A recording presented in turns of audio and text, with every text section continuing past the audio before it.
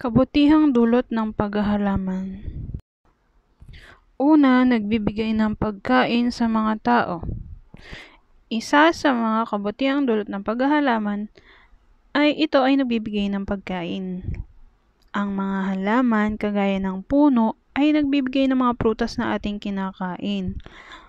Masarap ang mga prutas at nakakabusog ito. Masarap kainin dahil matamis.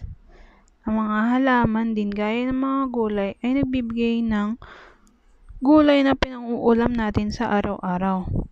Maaring sahugan ng isda ang gulay upang larong sumarap. Dahil wala akong magawa, maghanap tayo ng gagawin. Ayusin natin yung mga halaman dito sa bahay namin sa probinsya.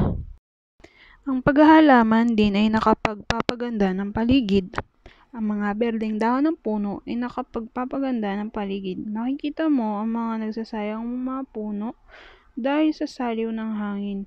Maganda ang mga puno dahil sa mga hinog na prutas na makikita mo. Ang mga gulay din ay nakakaganda sa ating paningin. Kapag nakita mo ang mga gulay na hitik sa bunga ay siguradong masisiyahan ka. Ang mga bulaklak din ay isa sa mga nakapagpapaganda ng paligid. Ang mga bulaklak na makukulay ay nakakaganda ng paligid. Kapag nakakita tayo ng madaming bulaklak na makukulay ay nakakasiya ito sa atin. Ang paghahalaman ay nakapagdudulot din ng kaginhawaan sa pakiramdam. Bakit at sa paanong paraan? Kapag kumain ka ng mga prutas, ay nagtataglay ito ng mga bitamina at mineral na nagpapalakas sa atin. Kapag tayo ay malakas, nakakaginhawa ito ng pakiramdam. Masarap kumain sa totoo lang. Ang masasarap na prutas, lalo na yung bagong kuha sa puno, tapos ay kakainin nyo, ay mabuti sa kalusugan. Isa pa, kapag mayroon kang halaman sa iyong bakuran, ay mawawala ang iyong stress. Paano? Kasi kapag nagtanim ka tapos nakita mo na tumutubo na ito, ay masisiyahan ka. Parang makakalimutan mo na may problema ka. Saka kapag nagsimula na itong magsiba ng mga bulaklak at sa ilang linggo pa ay magbubunga na ito. At sobrang masisirahan ka talaga. Dahil lahat ng paghihirap mo ay nagbunga. Ang mga punong kahoy, bulaklak, mga gulay at iba pang halaman ay nakapagbibigay ng sariwang hangin. Dahil dito ay nakakalanghap tayo ng masarap at sariwang hangin.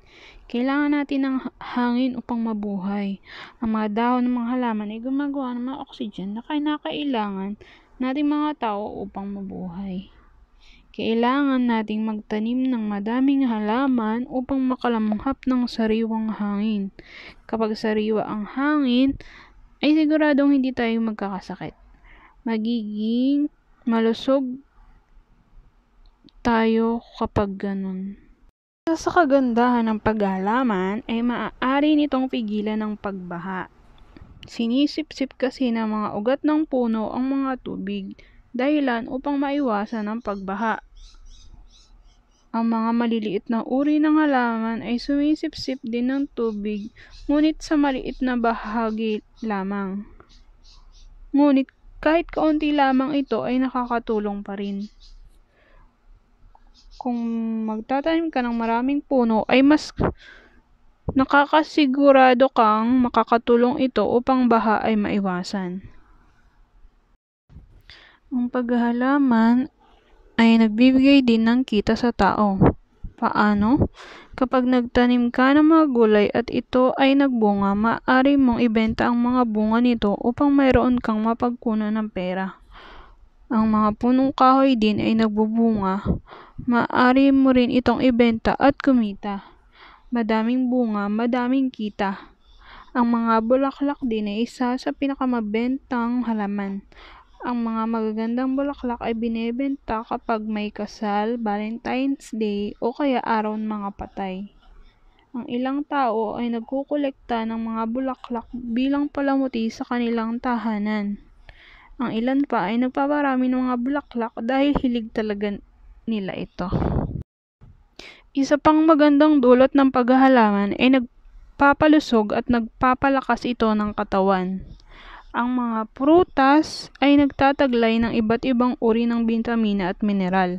Ang mga ito ay nakakatulong sa ating katawan upang lalong lumusog.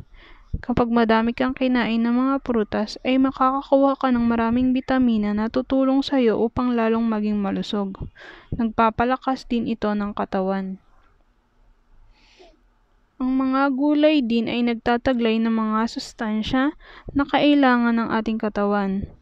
Ang mga bitamina at mineral na nanggagaling mula dito ay tutulong upang maging masigla at malusog ang iyong pangangatawan.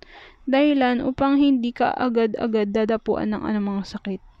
Kapag malakas ang iyong katawan at ikay malusog, magiging maayos ang iyong pang-araw-araw na pamumuhay. Maraming salamat po sa panonood. Sana meron po kayo natutunan sa kabutihang dulot ng paghahalaman. Magawalis muna ako para medyo luminis naman yung paligid ng mga halaman. Huwag niyo pong kalimutang mag-like para po sa mga susunod ko na video.